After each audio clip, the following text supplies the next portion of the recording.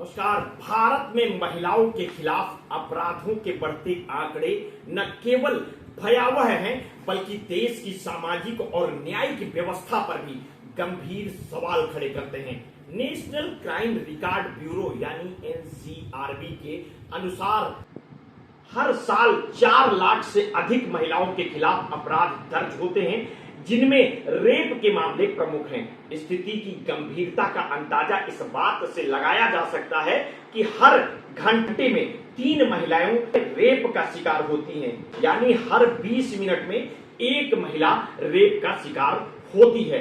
भले ही निर्भया कांड के बाद रेप कानून में सख्त संशोधन किए गए, जैसे कि नाबालिगों के साथ अपराध करने का सख्त सजा और फांसी का प्रावधान, लेकिन अपराध दर में कमी नहीं आई। विशेष रूप से चिंताजनक ये है कि रेप के मामलों में 96% से अधिक आरोपी पीड़िता के परिचित होते हैं, फिर भी न्याय मिलने में की दर सिर्फ 27% है। देश भर की अदालतों में लाखों मामले लंबित हैं, जिसमें न्याय की प्रक्रिया में देरी होती है। इस संकट का समाधान केवल कड़े कानूनों से नहीं बल्कि सामाजिक दृष्टिकोण में परिवर्तन और न्यायिक प्रक्रिया की तीव्रता से ही संभव हो सकता है। आज तक की एक रिपोर्ट के अनुसार रेप के मामलों में फांसी की सजा का प्रावधान होने के बावजूद 24 साल में 5 दुष्कर्मियों को ही फांसी की सजा मिली है। 2004 में धनंजय चटर्जी को 1990 के बलात्कार के मामले में फांसी दी गई थी, जबकि मार्च 2020 में निर्भया के 4 दोषियों मुकेश, विनय, पवन और अक्षय को तिहाड़ जेल में फांसी दी गई थी। भारत में हर घंटे 3 महिला रेप का शिकार होती हैं, यानी हर 20 मिनट में एक महिला का। देश में रेप के मामलों में 96% से ज्यादा आरोपी महिला को जानने वाले होते हैं। रेप के मामलों में 100 में से 27 आरोपियों को ही सजा होती है, बाकी बरी हो जाते हैं। ये 3 आंकड़े बताते हैं कि सख्त कानून होने के बावजूद हमारे देश में रेप के मामले में ना तो कमी आ रही है और ना ही सजा की दर यानी कन्विक्शन रेट बढ़ रहा है। केंद्र सरकार की agency national crime record bureau बताती है कि भारत में साल भर में महिलाओं के खिलाफ अपराध के 4 लाख से ज्यादा अपराध दर्ज किए जाते हैं। इन अपराधों में सिर्फ रेप ही नहीं बल्कि छेड़छाड़, दहेज हत्या, किडनैपिंग, ट्रैफिकिंग, एसिड अटैक जैसे अपराध शामिल हैं। महिलाओं के खिलाफ अपराध के मामलों का जिक्र इसलिए क्योंकि हाल फिलहाल रेप के कुछ मामलों ने देश भर को हिलाकर रख दिया है। कोलकाता में रेजिडेंट डॉक्टर की रेप और उसके बाद हत्या का मामला चर्चा में बना हुआ है। कोलकाता के इस रेप कांड ने 2012 के निर्भया कांड की यादें ताजा कर दी। इसके खिलाफ सिर्फ कोलकाता ही नहीं बल्कि देश भर के कई शहरों में प्रदर्शन हो रहे हैं। आरोपी को गिरफ्तार कर लिया गया है, लेकिन उसे सख्त से सख्त सजा देने की मांग हो रही है। 16 दिसंबर 2012 की रात दिल्ली की सड़क पर चलती बस में युवती के साथ गैंगरेप किया गया था। इस दौरान दरिंदों ने सारी हदें पार कर दी थी। बाद में उस युवती की मौत हो गई। इस कांड ने देश को झकझोर कर रख दिया था।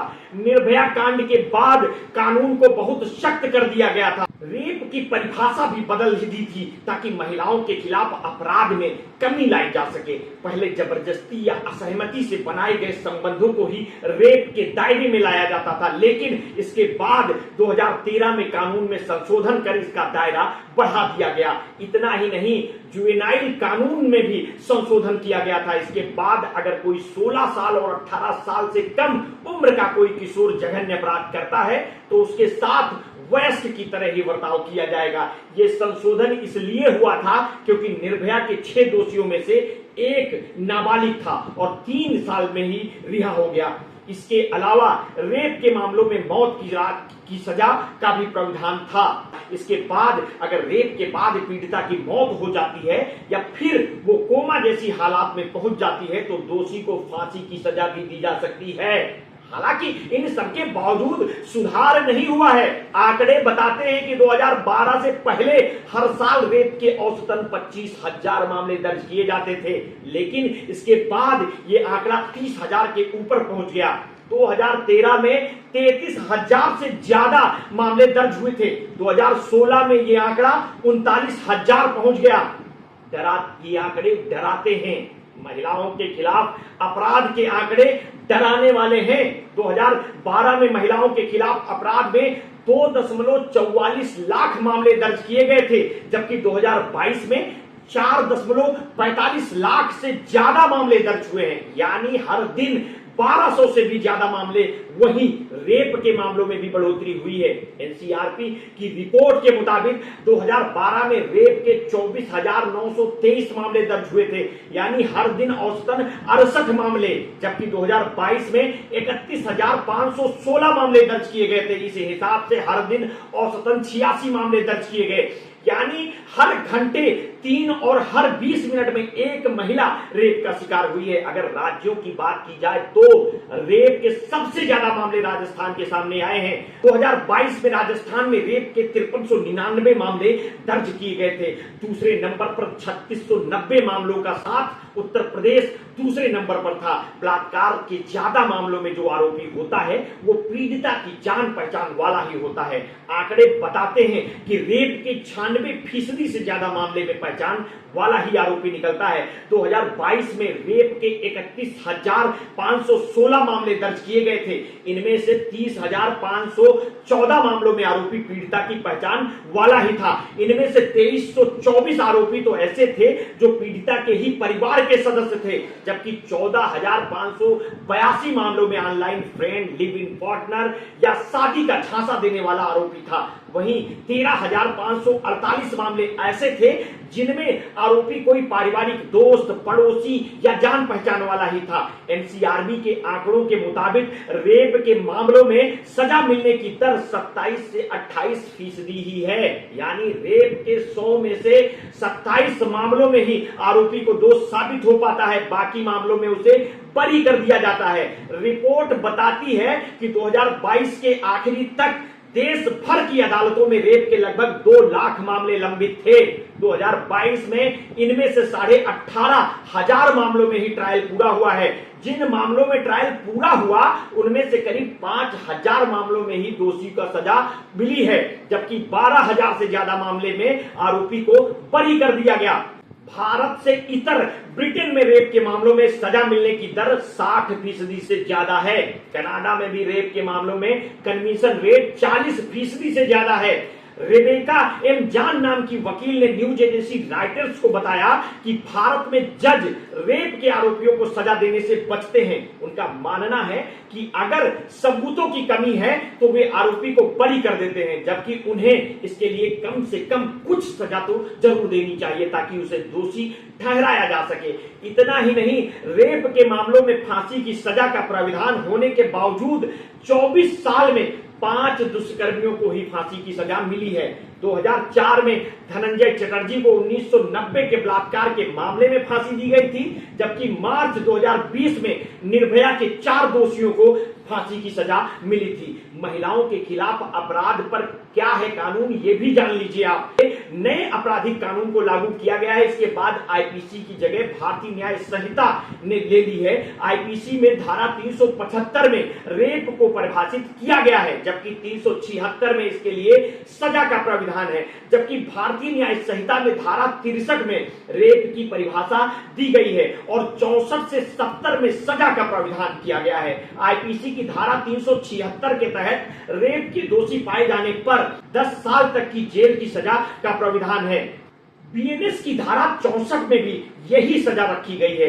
बीएनएस में नाबालिगों से दुष्कर्म में सजा कर दी गई है, सख्त सजा कर दी गई है। 16 साल से कम उम्र की लड़की के साथ दुष्कर्म का दोषी पाए जाने पर कम से कम 20 साल की सजा का प्रावधान किया गया है। इस सजा को आजीवन कारावास तक बढ़ाया जा सकता है। आजीवन कारावास की सजा होने पर दोषी की सारी जिंदगी जेल में ही गुजरेगी। बीएनएस की धारा 65 में ही प्रावधान है कि अगर कोई व्यक्ति 12 साल से कम उम्र की बच्ची के साथ दुष्कर्म का दोषी पाया जाता है तो 20 साल की जेल से लेकर उम्र कैद तक की सजा हो सकती है। इसमें भी उम्र कैद की सजा तब तक रहेगी जब तक दोषी जिंदा रहेगा। ऐसे मामलों में दोषी पाए जाने पर मौत की सजा का भी प्रावधान भी है। इसके अलावा जुर्माने का भी प्रावधान किया गया है। गैंगरेप के मामलों में दोषी पाए जाने पर 20 साल से लेकर उम्र कैद और जुर्माने की सजा का प्रावधान है। बीएनएस की धारा 70 2 के तहत नाबालिग के साथ गैंगरेप का दोषी पाए जाने पर कम से कम उम्र कैद की सजा तो होगी ही, साथ ही मौत की सजा भी हो सकती है। ऐसे मामलों में जुर्माने का भी प्रावधान है, जबकि आईपीसी में 12 साल से कम से उम्र की बच्ची के साथ गैंगरेप का दोषी पाए जाने पर ही मौत की सजा का प्रावधान था। बीएनएस की धारा 66 के तहत अगर रेप के मामले में महिला की मौत हो जाती है या फिर वो कोमा जैसी स्थिति में पहुंच जाती है तो दोषी को कम से कम 20 साल की सजा होगी। इस सजा को बढ़ाकर आजीवन कारावास या फिर मौत की सजा में भी बदला जा सकता है। भारतीय न्याय संहिता में एक नई धारा 69 जोड़ी गई है। इसमें शादी, रोजगार या प्रमोशन का झूठा वादा कर महिला के साथ यौन संबंध बनाता है तो उसे 10 साल तक की सजा हो सकती है। साथ ही जुर्माना भी लगाया जा सकता है। पहचान छिपाकर शादी करने पर भी 10 साल की सजा का प्रावधान किया गया है। वहीं नाबालिगों के साथ पॉस्को एक्ट लागू होगा। आपको बता दें कि 2012 के निर्भया कांड के बाद ही यौन हिंसा के नाबालिग पीड़ितों के लिए भी कानून लाया गया था। ये कानून था पॉक्सो यानी protection of children from sexual offence act.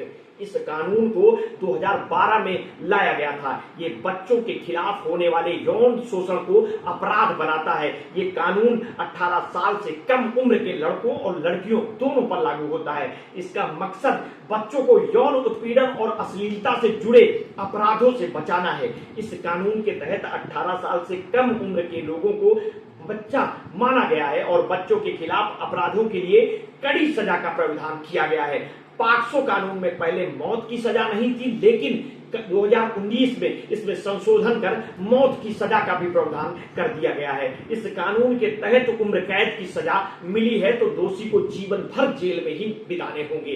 इसका मतलब हुआ कि दोषी जेल से जिंदा बाहर नहीं आ सकता।